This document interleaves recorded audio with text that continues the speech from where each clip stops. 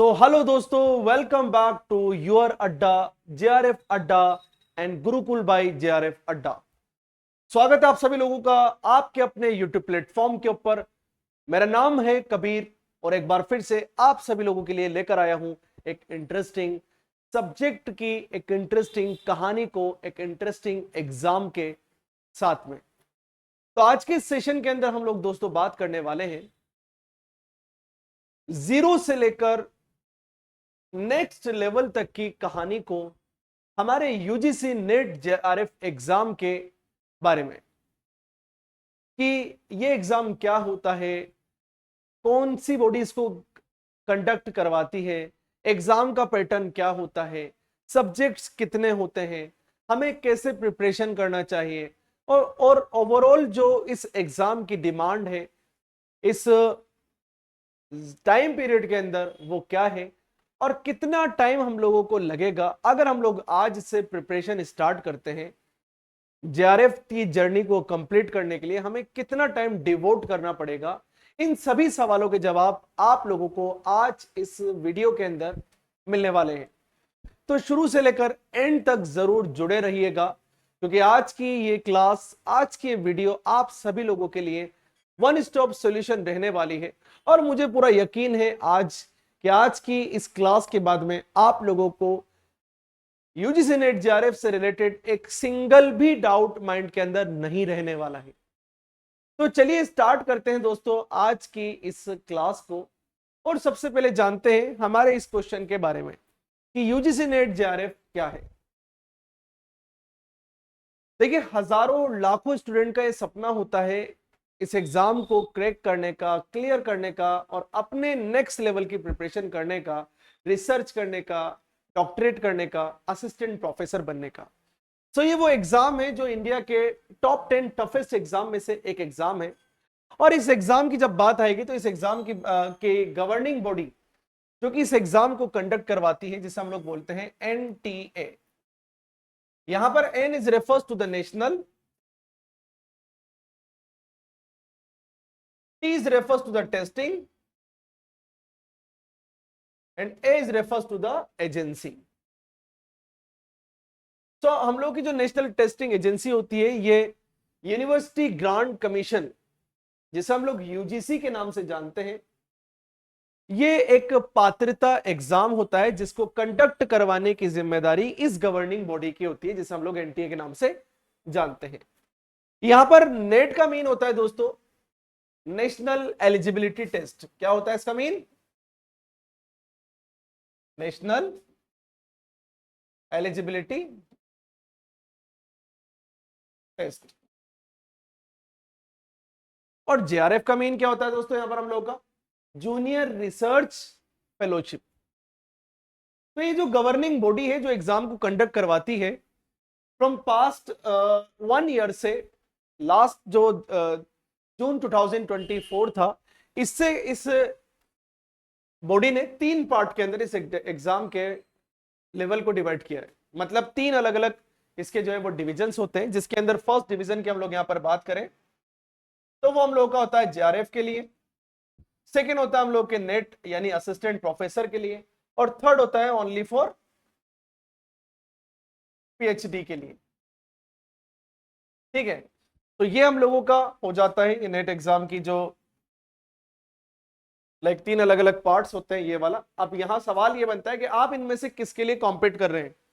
क्या आपने जो है वो जेआरएफ का जो है वो सपना लिया है, सपना देखा है, ड्रीम जो है आपका है, रिसर्च के अंदर जाना चाहते हैं, देश को कुछ कंट्रीब्यूट करना चाहते हैं, लोगों को एडुकेट करना चाहते हैं, समाज को आगे बढ़ाना चाहते हैं, अपने कुछ जो आपने सीखा है, लर्न किया है, तो सोसाइटी को जो है कंट्रीब्यूट करना चाहते हैं, या आप असिस्टेंट प्रोफेसर बनके डायरेक्टली सोसाइटी को एडुकेट करने के लिए आप लोगों ने जो है वो मन बना रखा है और अपने करियर को असिस्टेंट प्रोफेसर के लिए जो है वो चूज किया हुआ है कि भाई मुझे इसी पाथ पर चलना है, या आपको जो है वो डॉक्टरेट करके पीएचडी करके स्कॉलर बनना है, या अलग अलग एरिया के अंदर जो है वो आपको रिसर्च करके नेक्स्ट लेवल के ऊपर अपनी जर्नी को लेकर जाना है। तो ये करियर ऑप्शन भी होते हैं हम लोगों के, और ये करने के बाद हम लोग जो है वो दरवाजे जो है हम लोगों के वो ओपन हो जाते हैं, आगे जो डोर्स होते हैं हम लोगों के वो ओपन हो जाते हैं करियर के लिए, और मल्टीपल अपॉर्चुनिटीज आप लोगों का वेट कर रही होती है। सो ये हम लोग का यूजीसी नेट जेआरएफ एग्जाम होता है। अगर हम लोग यहां पर बात करें इस एग्जाम की, तो यहां पर साल के अंदर 2 बार, मतलब कि एक साल के अंदर हम लोगों का 2 टाइम्स ये एग्जाम जो है ये कंडक्ट होता है, एक दिसंबर के अंदर और एक जून के अंदर। एक दिसंबर साइकिल होता है हम लोग का, एक जून साइकिल होता है, तो ऐसे 2 बार एग्जाम कंडक्ट होता है। अब हम लोग जानते हैं यहां से अगली टॉपिक के ऊपर, अगली कहानी को जो है वो जानते हैं भाई, वो कि भाई इन दोनों के बीच में डिफरेंस क्या होता है। भाई ज्यादातर स्टूडेंट जो है वो इसको लेकर कंफ्यूज रहते हैं कि भाई नेट क्या है, जेआरएफ क्या है। अभी मैंने ऑलरेडी आपको बताने का जो है वो यहाँ पर स्टार्ट कर दिया है, समझाया है मैंने स्टार्टिंग में आपको कि भाई नेट जो होता है हम लोगों का, ये भाई साहब आप लोगों के लिए असिस्टेंट प्रोफेसर होता है, और जेआरएफ जो होता है ये जूनियर रिसर्च फेलोशिप के लिए होता है।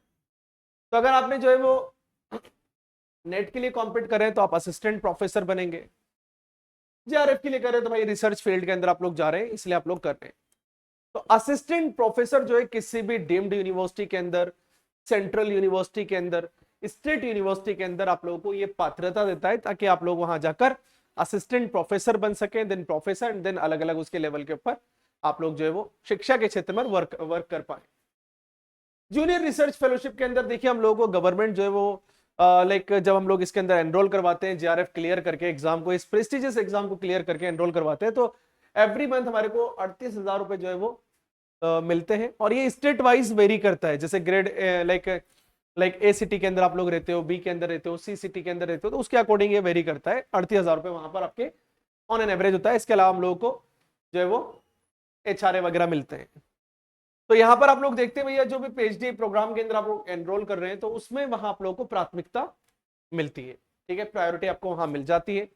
वैधता की बात करें भाई, जैसे आप लोगों ने अपना जेआरएफ जो है वो क्लियर किया, जैसे इस एग्जाम को क्या किया आपने, क्रैक किया, तो आपके पास में नेक्स्ट 2 सालों का, 2 इयर्स का एक स्पेसिफिक टाइम पीरियड होता है, टेन्योर होता है, जिसके अंदर आपको एनरोल कराना ही होता है 2 सालों के अंदर।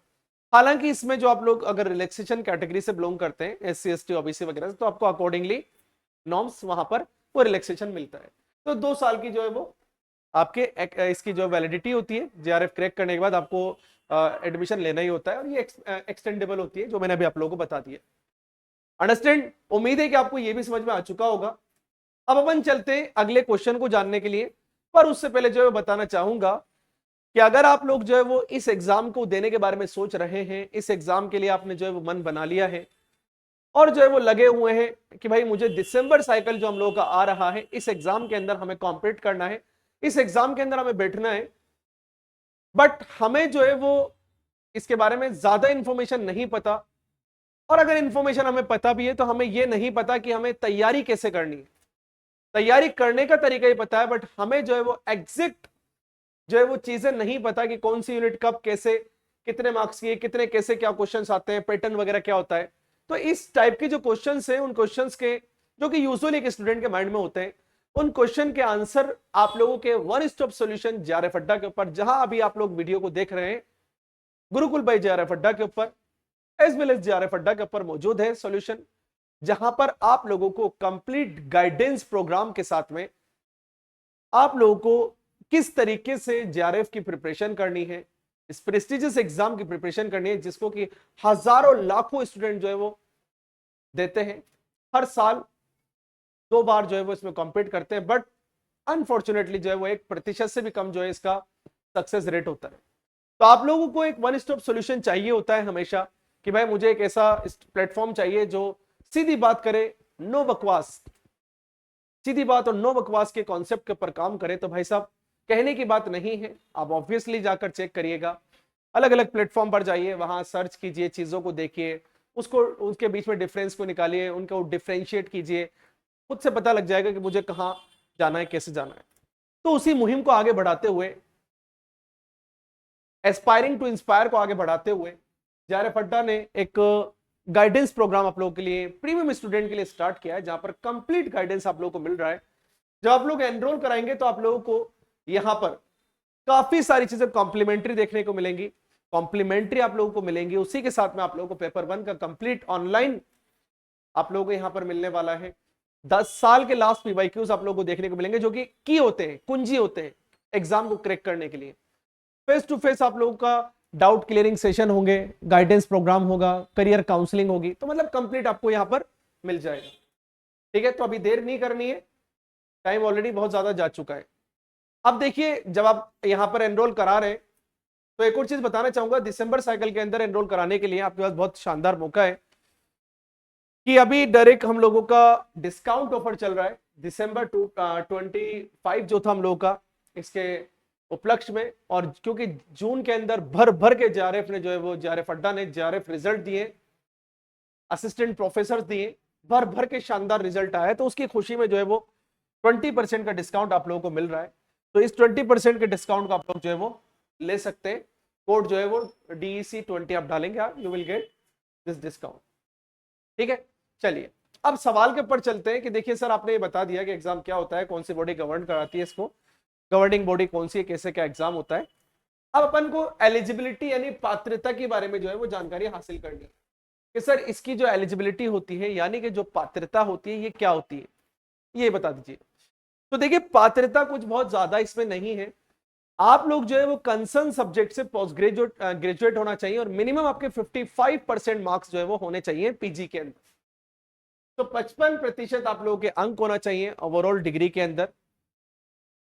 रिलैक्सेशन कैटेगरी से अगर आप लोग बिलोंग करते हैं तो वहां पर आप लोगों को रिलैक्सेशन मिलता है according to your class and category. OBC से, एससी से, एसटी से, ईडब्ल्यूएस से, विमेन से, विडो कैटेगरी से, कौन सी कैटेगरी से उसके अकॉर्डिंग मिल जाता है।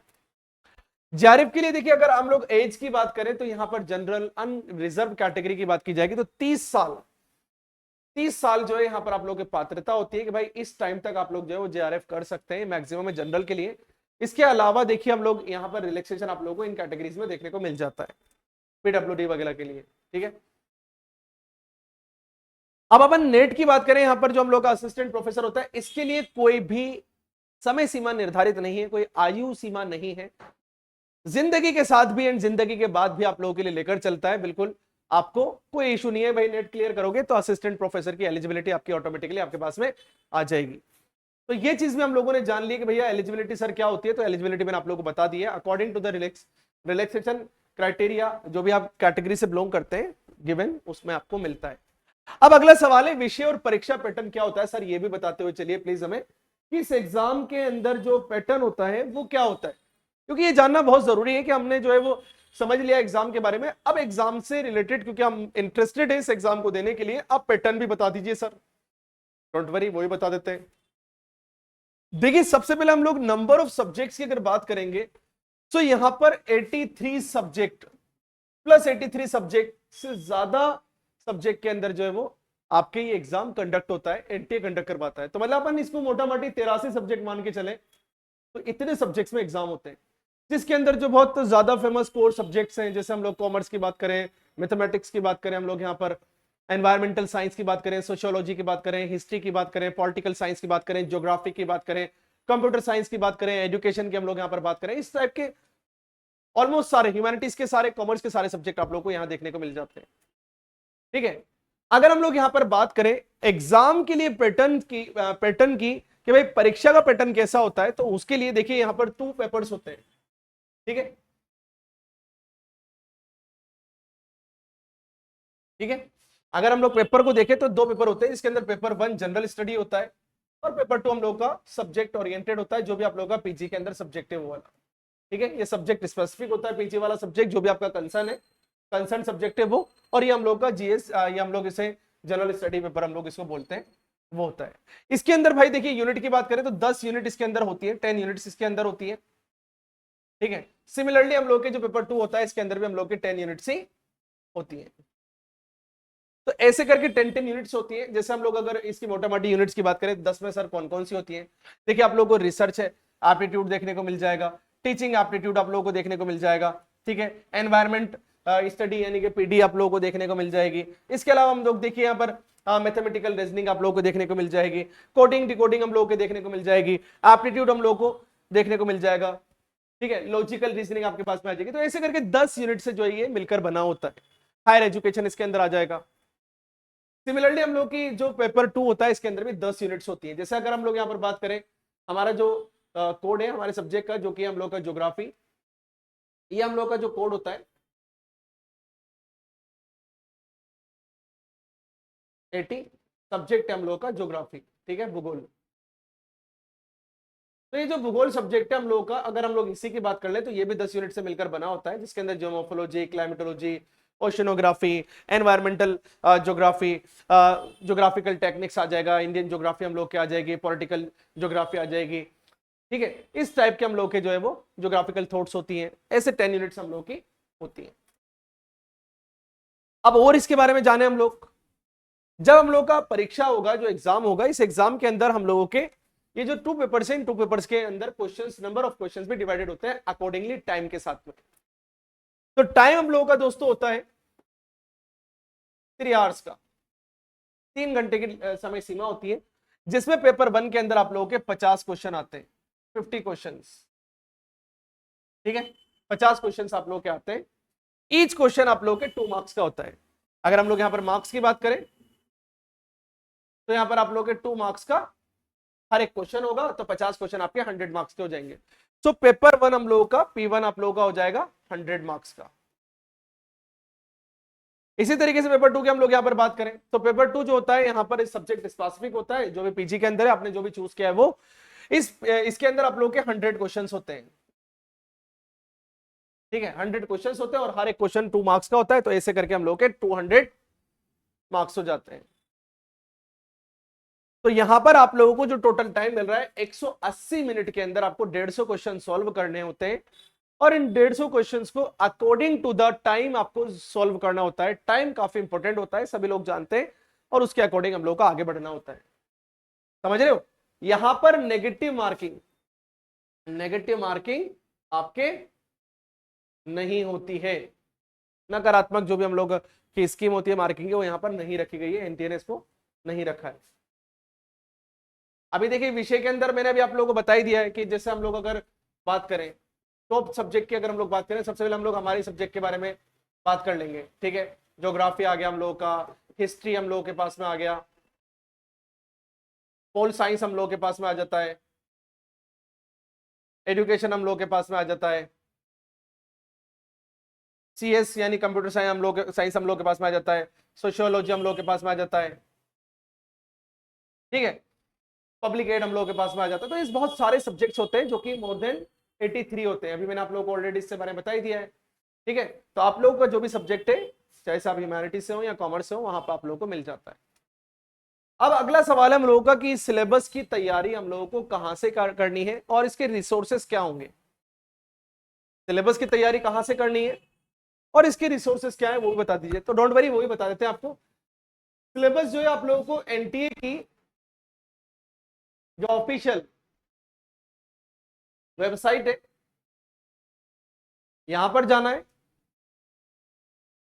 ठीक है। http://www.ugcnet की वेबसाइट पर आप जाइए, वहां से आप लोगों को जैसे आप लोग यहां सिलेबस डालेंगे तो अकॉर्डिंग टू योर सब्जेक्ट,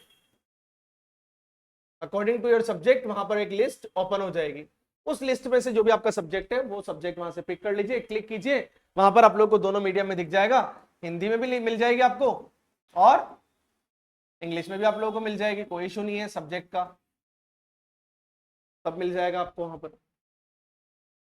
संसाधनों की अगर हम लोग बात करें, रिसोर्सेज की, तो भाई साहब मैं तो यही बोलूंगा आप लोगों को, क्योंकि देखिए ऑब्वियस सी बात है, सीधी और सच्ची बात है, सीधी बात, नो बकवास वाली बात है। तो भाई साहब वन स्टॉप सॉल्यूशन आपके पास मौजूद है, वन स्टॉप सॉल्यूशन, और वो क्या है भाई साहब? जेआरएफ अड्डा, ठीक है। जेआरएफ अड्डा भाई साहब वन स्टॉप सॉल्यूशन हमेशा बना हुआ है, हजारों लाखों स्टूडेंट के सक्सेस का राज है, उनके लिए एक एज अ लाइक पथ प्रदर्शक जो है वो बना है, आगे ले जाने वाला, उनको एनलाइटन करने वाला बना है। अब आप लोग जो है वो, ये आपके ऊपर है कि आप लोग जो है वो इसको फॉलो करते हैं, देखते हैं, या भैया कैसे क्या करते हैं, ये सब आपके ऊपर है। अब लास्ट सवाल ये है कि सर हमने ये भी कर लिया, जेआरएफ भी निकाल लिया, नेट असिस्टेंट प्रोफेसर हो गया, पीएचडी वगैरह कर लिया, अब आप ये बताइए करियर अपॉर्चुनिटीज क्या है, इसके अवसर क्या है? तो देखिए अवसर तो इसके अपार है, अपरंपार है, कहते ना लीला भैया बहुत बड़ी है, इसकी कोई इशू नहीं है। मोटा मोटी हम लोग यहां पर बात कर लेते हैं, सरकारी गवर्नमेंट और प्राइवेट कॉलेजेस के अंदर भरमार जो है वो वैकेंसियां जो है वो निकलती हैं असिस्टेंट प्रोफेसर के लिए। तो भाई साहब वहां आप लोग जाइए और एडुकेट कीजिए सोसाइटी को, बहुत मजा आएगा। पीएचडी प्रोग्राम के अंदर आप लोग जब लाइक एंट्री लेते हैं तो वहां पर आप लोगों को रिसर्च करने के लिए मिलता है, रिसर्च आप लोग करते हैं, प्रपोजल वगैरह लाइक उसमें पूरे करते हैं, जो भी थीसिस वगैरह देते हैं, इंटरनेशनल जर्नल्स के अंदर आपकी बुक्स वगैरह पब्लिश होती हैं अगर आप अच्छा वर्क करते हैं, और कहीं ना कहीं आप कंट्रीब्यूटर की तरह काम करते हैं, और उसी के साथ आप लोग को स्कॉलरशिप्स मिलती हैं। ठीक है, फेलोशिप प्रोग्राम अगर आपने जेआरएफ क्लियर किया तो गवर्नमेंट आपको पैसे भी देती है, स्टाइपेंड वगैरह सब कुछ देती है आपको। इसी के अलावा हम लोग जो अलग जो अदर एग्जाम्स होते हैं, कॉम्पिटेटिव एग्जाम्स, अगर आप लोग इस सिलेबस की तैयारी कर रहे हैं, क्योंकि इस सिलेबस को अथाह समुद्र कहा जाता है, एक वास्ट ओशन कहा जाता है, और जो स्टूडेंट जो एस्पिरेंट इस एग्जाम की तैयारी कर लेता है, ऐसा कहा जाता है कि भैया दूसरे एग्जाम्स के लिए उसने ऑलरेडी उस ताले को खोल लिया है, चाबी उसके पास में थी, उस ताले को खोल लिया है जिस ताले के लिए लाखों स्टूडेंट लाइन के अंदर खड़े हुए हैं। तो भाई साहब तैयारी कर रहे हो तो यूपीएससी वगैरह, पीएससी वगैरह और अदर स्टेट्स वगैरह के एग्जाम आपके लिए चुटकियों का गेम हो जाते हैं। ठीक है, तो ये आप लोगों ने इसके बारे में जानकारी हासिल कर ली। अब दूसरी चीज देखिए, पेपर 2 की जो भी आपका कंसर्न पेपर 2 है, चाहे से वो कोई भी अभी हम लोगों ने बताया, उसके लिए जेआरएफ अड्डा डील कर रहा है इंपोर्टेंट सब्जेक्ट्स के साथ में। आप आकर विजिट कीजिए, वेबसाइट पर जाइए, एप्लीकेशन डाउनलोड कीजिए। पेपर 1 की अगर आप तैयारी करना चाहते हैं, पेपर 2 तो ऑलरेडी आपको मिल ही रहा है जेआरएफ अड्डा के ऊपर, उसी के साथ पेपर 1 भी अभी कॉम्प्लीमेंट्री मिल रहा है। पेपर 2 उसके साथ के साथ में आपको पेपर 2 के साथ पेपर 1 भी मिल रहा है, और यहां पर दोनों मोड के अंदर ऑफलाइन एंड ऑनलाइन मोड के ऊपर जो है वो रन हो रहा है आपका जेआरएफ अड्डा। अगर आप राजस्थान जयपुर से बिलोंग करते हैं तो आ जाइए जेआरएफ अड्डा के ऑफलाइन सेंटर के ऊपर, यहां पर मजा लीजिए, फेस टू फेस टीचर्स के साथ में लर्निंग प्रोग्राम के अंदर जुड़िए, आइए पता कीजिए होता क्या है, सोसाइटी कहां जा रही है, हम लोग किस तरीके से पढ़ रहे हैं, और हम लोग किस तरीके से सोसाइटी को एडुकेट करने के लिए कंट्रीब्यूटर की तरह काम कर रहे हैं as a like good man. Bharat का सभ्य नागरिक होने के नाते, जिम्मेदार नागरिक होने के नाते जो है वो हम इस मुहिम को लेकर आगे बढ़े, उसमें आपकी जरूरत है। अब जो है एक साथ एक ही चीज जो है वो यहाँ पर आप लोग देखिए ऑफर भी चल रहा है, देख सकते हैं। पेपर 1 आप लेते हैं डायरेक्ट 50% का आपको ऑफ मिलेगा, दोनों आप लेते हैं तो 25% का आपको ऑफ मिल रहा है। अब देखिए एक और चीज आपके लिए इंटरेस्टिंग बताना चाहूंगा कि अभी इस बार जून साइकिल का जो रिजल्ट रहा है, जून साइकिल 2025 के अंदर जेआरएफ अड्डा ने भर भर के जो है वो रिसर्चर्स, आने वाले भविष्य के जेआरएफ एंड असिस्टेंट प्रोफेसर दिए, तो उसकी खुशी के अंदर 27 जुलाई को 27 जुलाई को जेआरएफ अड्डा के जयपुर सेंटर के ऊपर एक भव्य प्रोग्राम रखा गया है, जिसके अंदर हम आपके साथ में सेलिब्रेट करना चाहते हैं, अपनी खुशियों को, आपकी खुशियों को मिलकर बांटना चाहते हैं। आ जाइए जयपुर के अंदर, जुड़ जाइए हमारे साथ में, और जो सोच लिया है उस सोची हुई चीज को सिर्फ मन के अंदर मत रखिए, उसको आगे लेकर आइए और तैयारी के लिए जो है पूरी तरीके से जुड़ जाइए। और लास्ट बात ये बताना चाहूंगा, क्योंकि मन में आपके एक सवाल भी होगा कि कितना टाइम एक स्टूडेंट को देना पड़ेगा कि उसका जेआरएफ हो जाए। देखिए टाइम का कोई स्पेसिफिक नहीं होता है, बट एक स्टैंडर्ड टाइम की बात बताऊं कि अगर आप एक अच्छे प्लेटफॉर्म से स्टडी कर रहे हैं, एक अच्छे ट्यूटर के साथ में आप मौजूद है, अच्छे गाइड के साथ में आप कर रहे हैं अपने स्टडी को कंप्लीट, तो वहां पर आप लोगों को 5 से 6 महीने सफिशिएंट होते हैं। और मजे की बात यह है कि अभी से हमारे पास इतना ही टाइम मौजूद है, तो आप लोग जो है वो बिगिनर हैं, कर रहे हैं, कर चुके हैं, इट डजेंट मैटर, अभी आप लोगों को करना है। अगले 5-6 महीने, 3-4-5 जो भी हमारे पास टाइम मौजूद है, इसके अंदर लग जाना है जी जान से और जेआरएफ करके निकलना है। तो दीजिए दोस्तों इजाजत, हम आपका वेट करेंगे कि आपका वो एनरोल करवाते हैं। तब तक के लिए दोस्तों bye bye, have a nice day and जय हिंद।